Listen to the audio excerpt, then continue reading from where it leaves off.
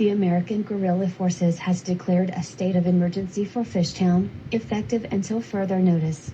This is not a test. The city of Fishtown is under attack by United Nations peacekeeping forces. The American Guerrilla Forces request every able-bodied man over the age of 18 to assist in the defense of the city. All other civilians are to seek shelter inside of a building, away from any windows. Lock and barricade your windows and doors. Stay sheltered in place until further updates are issued. This is a message from the United Nations Peacekeeping Command. Do not resist your liberation. The America you are fighting for is long gone. Let go of the past. The United Nations has come to bring peace to your nation, as it has done with the rest of the world. The era of sovereign nations is over. This is the next step for mankind to be united as one great nation.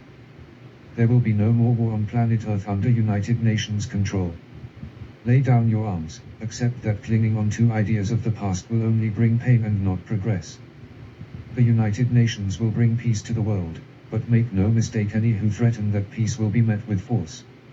Let us bring you a secure, peaceful society and end this plague on humanity once and for all. War is slavery. Peace is freedom. Ignorance is weakness. Knowledge is strength.